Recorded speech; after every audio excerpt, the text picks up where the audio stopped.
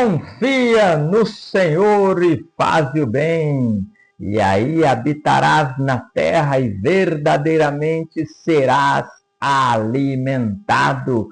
Deleita-te também no Senhor e te concederá os desejos do seu coração.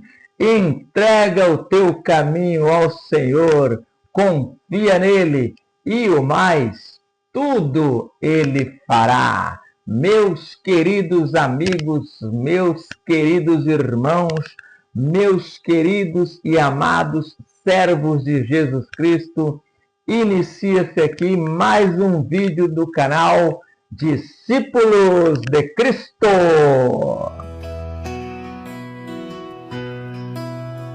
Hoje nós vamos falar sobre um tema muitíssimo interessante. Qual o tema, pastor Reinaldo? Vamos lá. O tema é uma pergunta. Uma pergunta interessante, hein? E a pergunta é: onde está o seu altar? Vamos lá. O que é altar, hein? Altar é algo sagrado, é algo importante, é algo que tem muito valor para mim. Onde está o seu altar? Vamos lá? Vamos para o texto bíblico? O texto bíblico encontra-se em Gênesis 12, no seu versículo de número 7, que diz assim: E apareceu o Senhor a Abrão e disse: A tua semente darei esta terra. E edificou ali um altar ao Senhor que lhe aparecera. E moveu-se dali para a montanha banda do oriente de Betel, e armou a sua tenda, tendo Betel ao ocidente e Ai ao oriente. E edificou ali um altar ao Senhor, e invocou o nome do Senhor. Depois, Abrão mudou para Betel, onde nós acabamos de ler. E ali ele fez o altar. Ele fez um altar em Siquém. Interessante que no Egito ele não fez o altar, hein? Interessante isso aí. E lá no capítulo 13, no versículo 18, vamos ler? Diz assim, ó. Capítulo 13, versículo 18. E Abrão armou as suas tendas e veio e habitou nos carvalhais de Manre, que estão junto a Hebrom, e edificou ali um altar ao Senhor. Ou seja, onde Abrão ia, quando ele se mudava, ele já tinha ali que providenciar um altar. Porque o altar, naquela época, ele era algo simbólico, não tinha, ele era feito de pedras, Ele fazia um montão de pedras ali, e ali era o lugar sagrado, um local onde eles iam ali prestar adoração a Deus. Era uma civilização ainda bem rudimentar, Não tinha tanta tecnologia, tanta evolução ali nas construções e tudo, mas o altar era a primeira coisa que Abrão fazia. E aí voltamos à pergunta: onde está o seu altar?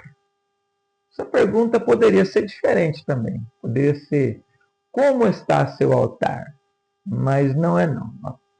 Deus, o Espírito Santo entrou no meu coração e mudou. E falou assim que o tema seria: onde está o seu altar? Onde está para você, meu querido, minha querida, o seu altar?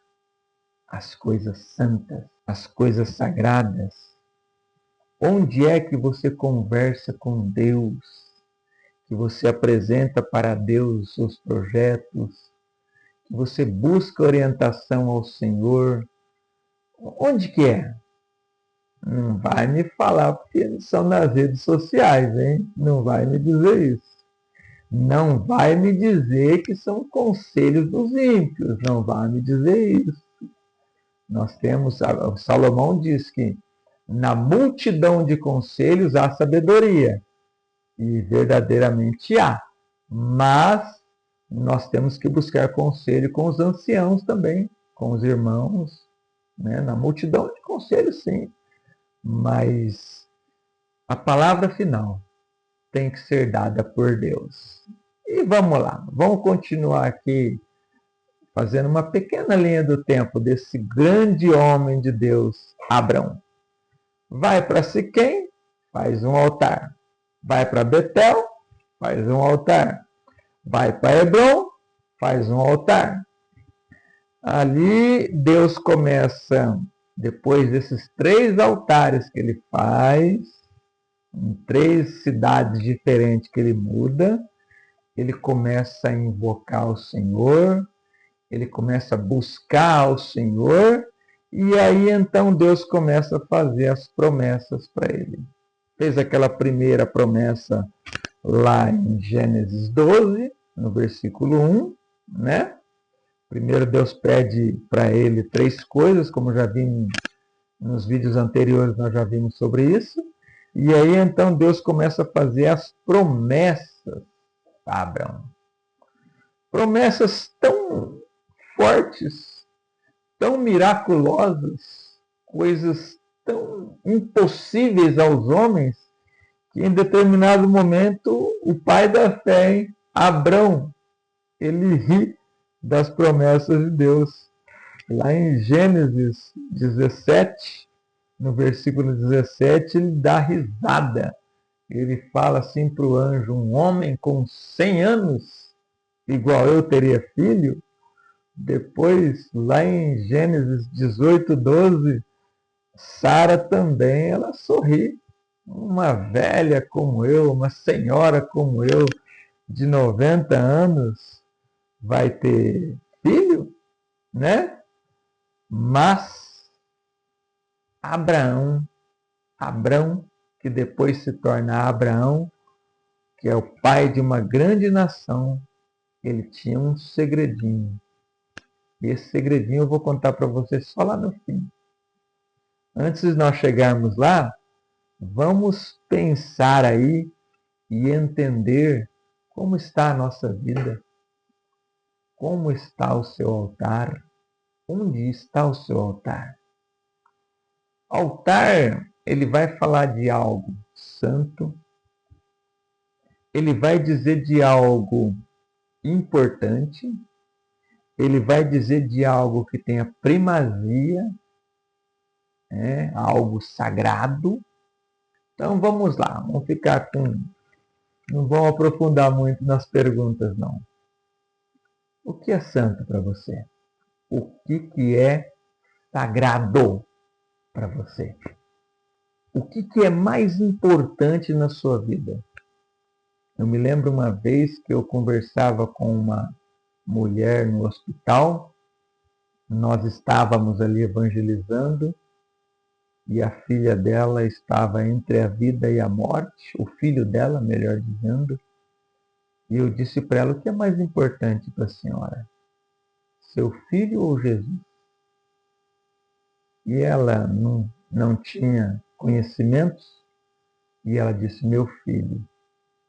E aí eu tive que dizer para ela: enquanto a senhora pensar desse jeito, a cura do seu filho vai ficar mais longe. O dia que Jesus for a coisa mais importante na sua vida, nesse dia, tenha certeza que nesse dia, seu filho será curado. Eu não tive a oportunidade de ver o desenrolar da cura desse menino, mas quero crer que assim aconteceu. O que é importante para você? O que é mais importante? Quer fazer um teste? Vamos fazer um teste.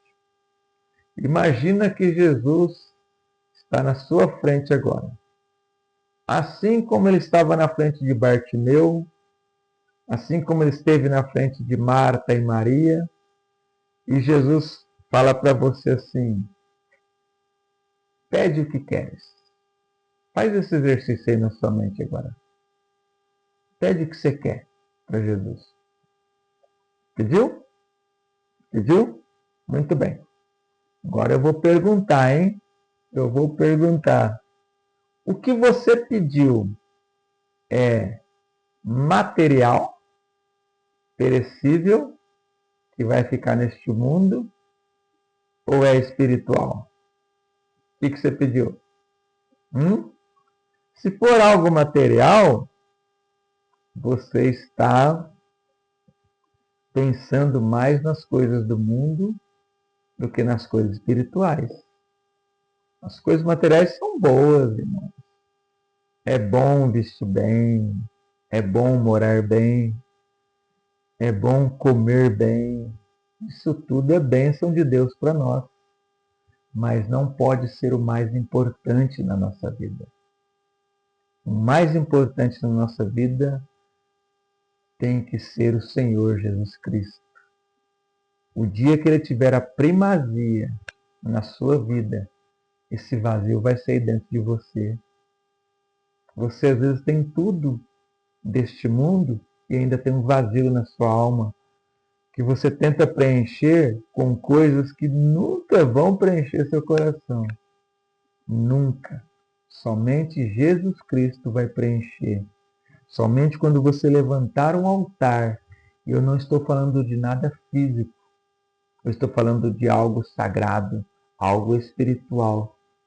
Quando você tiver esse altar levantado, e isso for algo santo, um valor introcável, um valor inegociável, nesse dia, as bênçãos de Deus vão começar a jorrar na sua vida. Esse vazio vai sair de dentro de você. Você vai entender que essa pessoa que falou que você é deprimida, ela está por fora. Porque onde entra Jesus Cristo não tem depressão. Não dá.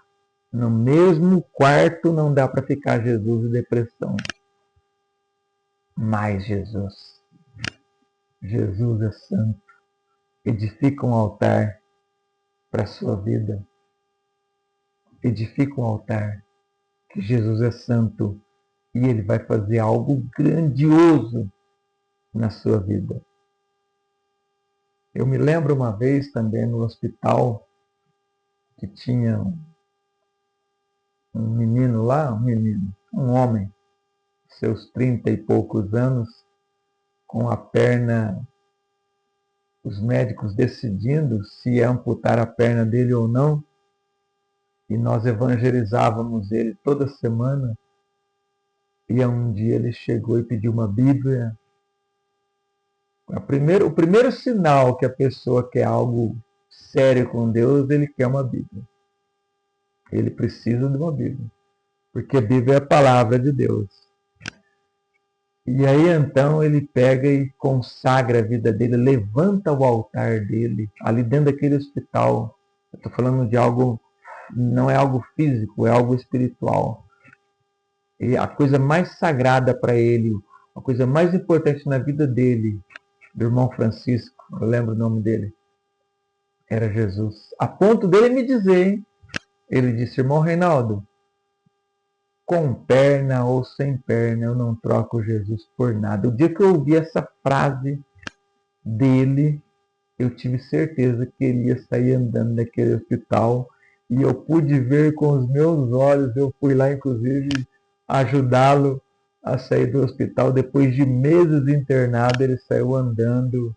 Aquele que alguns meses atrás estava ali prestes a amputar a perna. Deixa Jesus entrar na sua vida para valer mesmo. Ô, irmão Reinaldo, eu sou crente, eu vou na igreja, eu sei disso, mas eu estou falando de Jesus entrar aí para valer mesmo, de você erigir um altar e ter Jesus como algo sagrado, como algo importantíssimo na sua vida. Isso vai por gerações, viu? Isso vai por gerações. Toda vez que Abraão fazia um altar, logo após vinha uma promessa de Deus. Essa é a vantagem de fazer o altar. Só que entre a promessa e o acontecimento, existe uma coisa chamada processo. E essa geração consumista, imediatista, como que faz? Tem que esperar no Senhor. Espera em Deus. Entrega no tempo do Senhor. Olha o que nós lemos aqui no Salmo 37. Foi a minha abertura. Entrega o teu caminho ao Senhor. Confia nele. E o mais, tudo ele fará. Tudo ele fará. Assim também foi com a descendência de Abraão. Isaac também aprendeu a levantar altar. Jacó também aprendeu a levantar altar. E aí, só que aqueles altares, embora eram lugares físicos, era algo espiritual, algo fortíssimo na vida deles.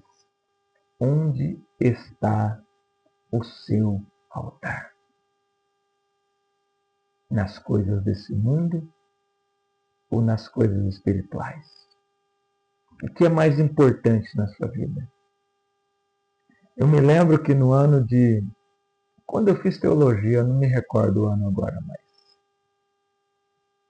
Eu me lembro que quando eu fiz teologia, o meu professor, Carlinhos, ele contou um testemunho muito forte da sua conversão. Ele era aquele que organizava o time. Então ele cuidava lá do uniforme do time, ele era o dono da bola, ele organizava tudo e ele foi no culto sábado à noite e se converteu. Sábado à noite ele se converteu. Domingo, 7 horas da manhã, às 7 horas da manhã, passou lá o veículo para eles ir para o futebol e ele chegou ali, entregou os uniformes, entregou as bolas e falou: a partir de hoje eu sirvo a Deus. Ah, irmão Renan, mas é só um futebol. Futebol tem algumas coisas a mais ali que não vai agradar a Deus. Vai ter xingamento, vai ter disputa, vai ter raiva, vai ter rancor, vai ter pancadaria, provavelmente depois vai ter bebidas e etc, etc. Não preciso entrar em mais detalhes.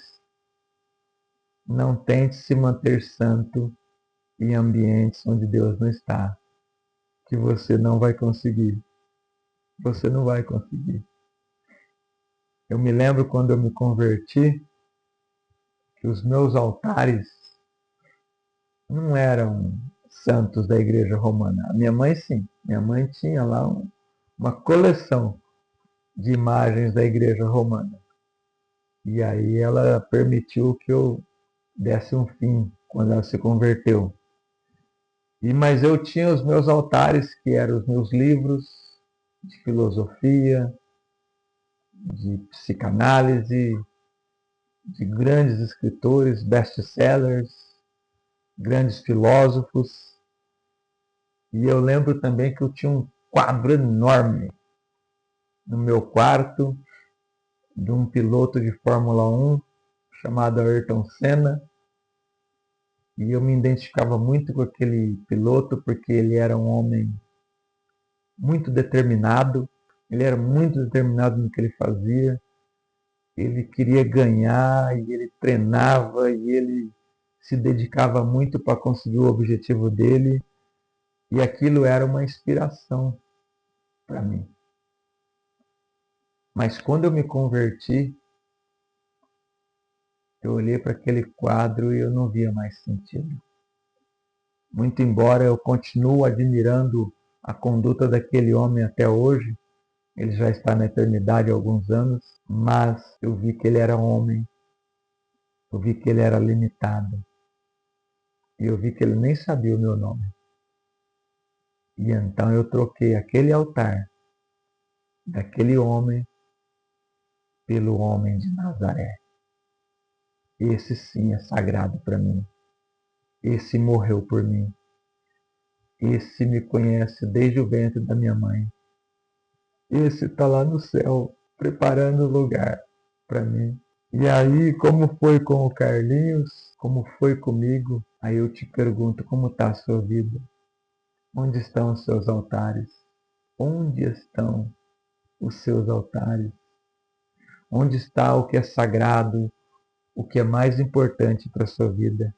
Às vezes as pessoas zombam da sua fé, diz que você não vai conseguir. Lembra que da promessa, a bênção tem um tempo chamado processo. Aguenta firme no processo. Você que está com o altar no Senhor, você que tem o Senhor em primazia, você que ama o Senhor mais que o seu esposo, você que ama o Senhor mais que o seu serviço, mais que a sua carreira, mais que as coisas desse mundo. Você que tem um altar celestial, você que diz, eis-me aqui, Senhor. Você que está pronto para batalhar mesmo pela obra do Senhor Jesus, o que o Senhor Jesus te pedir. Saiba que depois desse breve período de processo, Deus vai te dar a sua bênção. Creia nisso, que isso vai acontecer. Mas eu volto a te perguntar, onde está o seu altar? Se no seu altar estiver o Senhor Jesus Cristo, isso vai acontecer num período de tempo curto. Se o seu altar tiver coisas materiais, troque por Jesus e deixa Deus agir na sua vida. Entrega os teus caminhos ao Senhor. Confia nele e o mais, tudo ele fará. E para nós encerrarmos, nós vamos lá em Levítico, capítulo 6, e o versículo 13, que diz assim: o fogo arderá continuamente no altar. E o fogo é a pessoa bendita do Espírito Santo, que tem que fazer parte da minha e da sua vida. E companheiro, consolador, esses dias atrás eu falava com o Espírito Santo que eu queria vê-lo. E ele falou para mim que não podia por dois motivos. Primeiro, que eu não ia aguentar a presença. Segundo, porque ele ia tirar o meu livre-arbítrio. Então, mas um dia eu quero vê-lo, eu sei que um dia eu vou vê-lo. E eu sei, acredito que seja possível eu dar um abraço nesse fogo que Deus deixou para nós aqui, até que a gente encontre Jesus nos ares. Por enquanto esse dia não chega, edifica o seu altar. Igual aquele hino lá, vou reconstruir o meu altar, né? Com pedras que não quebram jamais. Que Deus te abençoe e te guarde. Senhor Deus e Pai, entregamos aqui essa palavra aos nossos queridos e amados irmãos. E pedimos a Ti, Senhor, que esse irmão que está com o altar, ainda com coisas do mundo, tentando preencher o seu vazio com coisas do mundo, esse que ainda nem te conhece ainda, até professa o teu nome, mas não tem intimidade contigo e procura preencher o vazio do seu coração com coisas mundanas. Toca nesses corações agora, ó Pai. Derrama da sua glória, derrama da sua graça, derrama do seu poder. Envia poder agora, Pai, através do teu Espírito Santo. Você que está reconstruindo o seu altar, que está colocando Jesus em primazia, Jesus em primeiro lugar, que esse sim deve ser o nosso altar. Deus proverá grandes coisas para você. Mas lembre-se, meu querido, que entre a promessa e a bênção existe o processo. Aguenta firme no processo. Eu sei que você está passando dificuldade, eu sei que às vezes você tenta desanimar, eu sei que às vezes você não suporta mais tanta dor, mas creia que Deus vai operar na sua vida no tempo dele. Que Deus te abençoe e te guarde. Pai, abençoa os meus irmãos. Abençoa graciosamente, derrama da sua glória, da sua graça. Assim oramos e te agradecemos e o fazemos em nome do Senhor Jesus. Amém.